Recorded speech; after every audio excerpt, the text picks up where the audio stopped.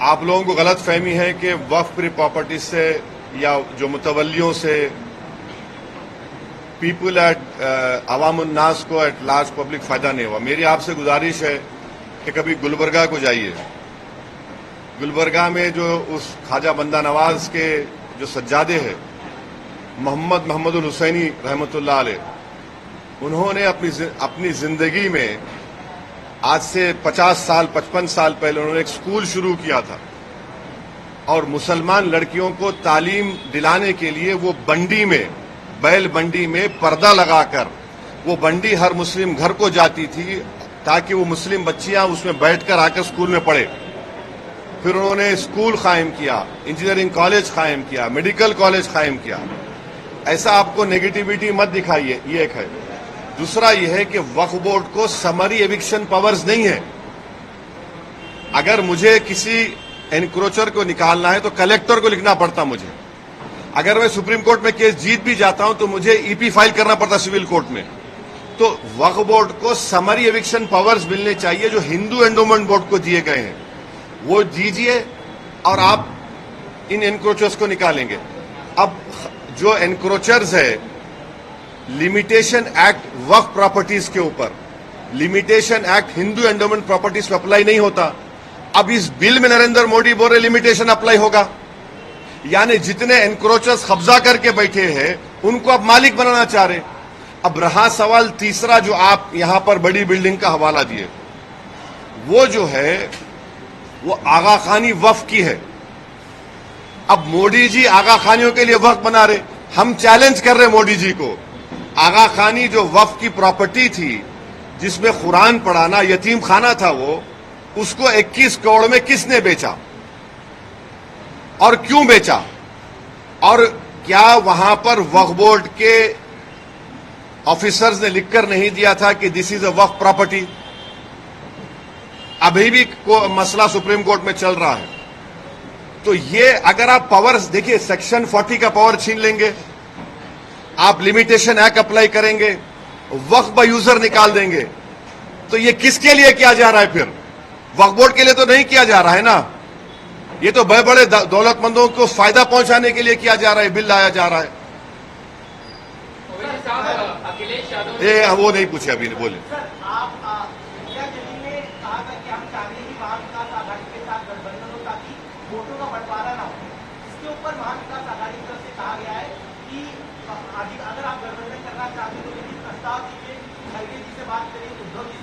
एक बात करना चाहेंगे, इम्तियाज जलील साहब ने लिखकर एक प्रस्ताव भिजाया है कांग्रेस के महाराष्ट्र के अध्यक्ष को और एनसीपी के अध्यक्ष को, उन्होंने लिखकर भिजाया है। मैं इतना ही कहूंगा, अब वो उनको डिसाइड करना है। इससे जुड़ी हुई एक बात आपसे करना चाह रहा हूं, जो इम्तियाज जलील की लीडरशिप में जो प्रोसेशन, जो गाड़ियों का काफिला औरंगाबाद से निकला, उसमें तो इम्तियाज जलील ने हर जिले के कांग्रेस, राष्ट्रवादी और समाजवादी, इन तमाम के जिले के लीडर्स को से उनके बड़े बड़े अध्यक्ष को लेटर लिखा कि आप आइए, इसमें आप आकर इसको ज्वाइन करिए। ये कोई पॉलिटिकल प्रोटेस्ट नहीं है, आप इसमें शामिल हो जाइए। कोई नहीं आया।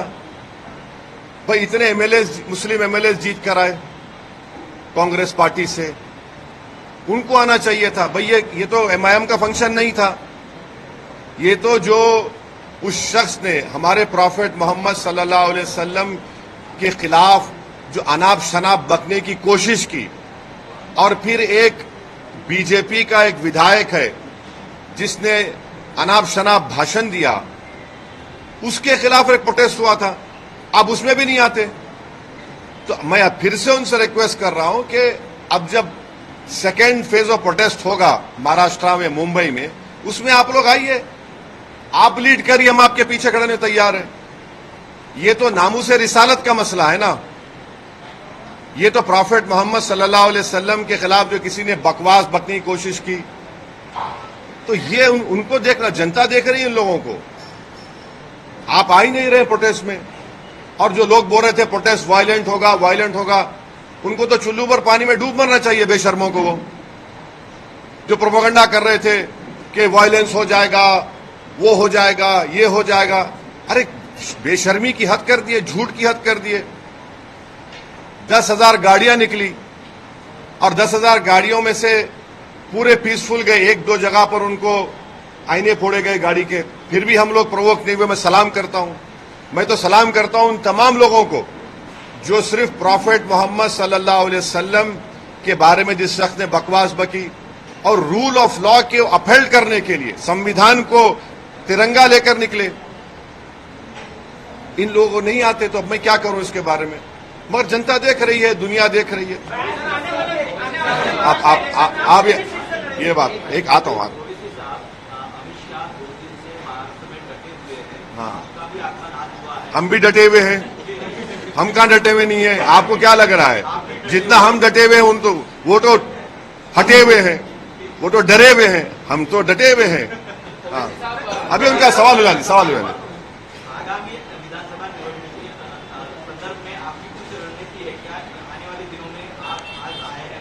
नहीं, अभी तो हमने हमारे मुंबई के अध्यक्ष रईस लश्करिया साहब के विधानसभा में आज हमारी जनसभा है, हमने इनका नाम डिक्लेयर कर दिया, इम्तियाज जलील का नाम डिक्लेयर कर दिया। हमारे 2 MLAs हैं, मुफ्ती इस्माइल और फारूक शाह धूलिया से, फिर शोलापुर से हमने फारूक का नाम डिक्लेयर किया, और भी नाम डिक्लेयर करना है हमको, और वो नाम डिक्लेयर करेंगे अभी हम।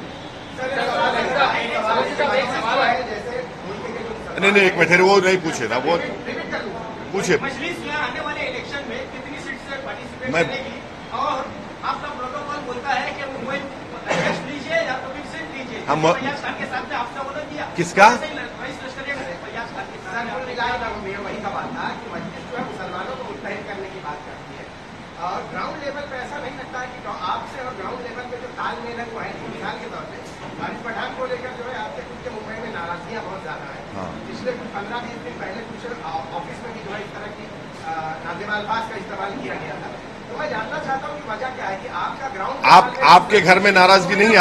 एक मिनट है, अच्छा तुम्हारे घर में नाराजगी नहीं है तुम्हारे खिलाफ? भाई अरे तुम बोलने तो दो ना, तो तुम आके बैठे हो तो मैं उधर आता हूँ, आ जाओ इधर। तुम्हारे घर में नाराजगी नहीं है ना? हर घर में नाराजगी होती है, तो उसमें क्या है, घर है अपना। तो अरे भाई बहुत जमीन पे लगाव है, जमीन पे चल रहा है काम, फिक्र मत करिए। नहीं, नहीं, ना, नहीं। एक मिनट। अब मुंबई में कई मरतबा आता हूं, कई मरतबा अपने कार्यकर्ता से मिलता हूं, आप लोगों से बच के निकल जाता हूं। इसका यह मतलब तो नहीं है कि हम नहीं मिल रहे हैं, आते हैं, मिल रहे हैं, काम हो रहा है। यकीनन इस बात का मैं इकरार कर रहा हूं कि there is always a room for improvement. हम इम्प्रूवमेंट करेंगे और अच्छा करेंगे, मगर ये बोलना कि बिल्कुल ही नहीं, ऐसा नहीं है। ओवैसी साहब, एक सवाल ये जानना चाहता हूँ कि अखिलेश यादव ने ये आरोप लगाया है कि उत्तर प्रदेश में बाई इलेक्शन होने वाले हैं, उससे ठीक पहले योगी गवर्नमेंट वोटर्स लिस्ट में से मुसलमानों के नाम काट रही है। एक ये सवाल, और दूसरा सवाल जम्मू कश्मीर चुनाव में लेना चाहता हूँ, जिसमें बीजेपी पहले एक सवाल हो जाने दीजिए। नहीं, मैं नहीं, कहां भाग रहा हूं मैं? अखिलेश यादव वाला सवाल नहीं, अगर नाम काट रहे हैं तो नाम दलाइए ना। आप डेट ऑफ पोलिंग आने तक नाम दला सकते हैं, आप नाम दलवाइए। आप रो क्यों रहे हैं? आप नाम दलवाइए। अगर आपके नाम का बीजेपी नाम डाल रही है डिलीशन का, तो आप डालिए उनका नाम, कौन रोक रहे हैं आपको? आप डालिए नाम, और इलेक्शन कमीशन को रिप्रेजेंटेशन भिजाइए, मीडिया को दीजिए कि कहां पे कौन सी 10 विधानसभा में चुनाव हो रहा है बाई इलेक्शन का, कहां से नाम काट रहे हैं वो दे दीजिए। मीडिया को बोल दीजिए कि इस विधानसभा में इतने नाम काटे गए मुसलमानों के, मगर नाम दलवाइए आप और करिए वो। अब वो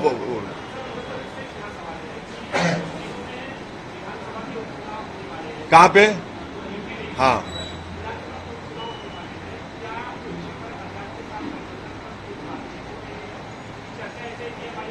नहीं, इस सवाल का जवाब जो है हमारे उत्तर प्रदेश के अध्यक्ष जनाब शौकत अली साहब आपको देंगे। वो भाई नहीं पूछे, वो आप वो पीछे आपके जो है नहीं, जवाब दे दिए। अब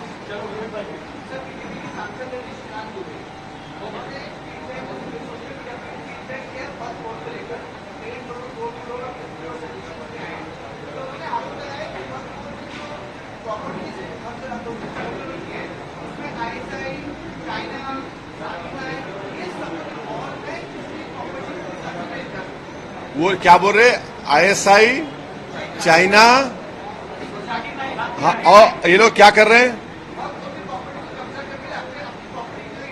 अच्छा, किसके नाम पे कर रहे हैं वो लोग? किसके नाम पे कर रहे हैं? नहीं, किसके नाम पे तो करना, नहीं, अरे मैं जवाब, किसके नाम पे तो करना पड़ेगा ना। क्या चाइना के नाम पे रजिस्ट्री होगी भारत में? नहीं, अरे वो बोल रहे हैं, वो अरे नहीं, वो बोल रहे हैं कि प्रॉपर्टीज अपने नाम पे कर रहे हैं, चाइना के नाम पे रजिस्ट्री तो नहीं होगी भारत में। हाँ, एक जगह पे हो गई, डेमचौक डेमसांग में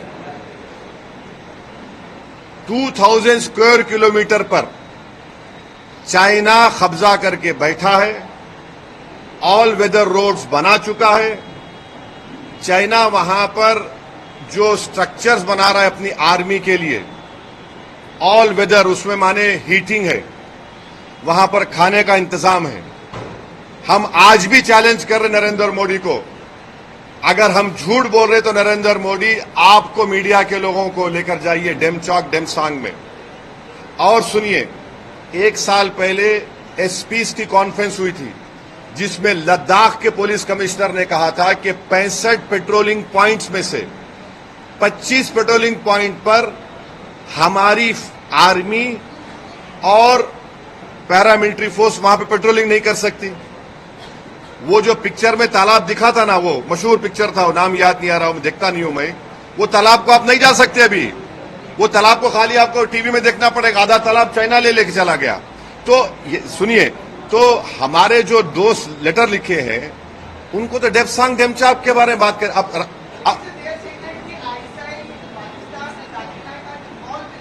हाँ, तो उनका इन्वॉल्व है तो देते प्रूफ, देते बराबर। अगर कोई इन्वॉल्व, चाइना इन्वॉल्व है तो हम तो बोलेंगे पहले चाइना को डेमसांग डेमचौक से निकाल कर उखाड़ कर फेंको। अभी तक 18 राउंड की बातचीत हो चुकी है भारत सरकार की और चाइना की आर्मी के साथ, और चाइना टस से मस नहीं हो रहा है। और मोदी जी देश को झूठ बोले थे, क्या बोल, सुनिए, सुन तो लीजिए, क्या कहा था, ना घुसा है ना घुसेगा। 18 राउंड की बातचीत क्या बिरयानी खाने के लिए की जा रही है चाइना से? तो अरे भाई, आप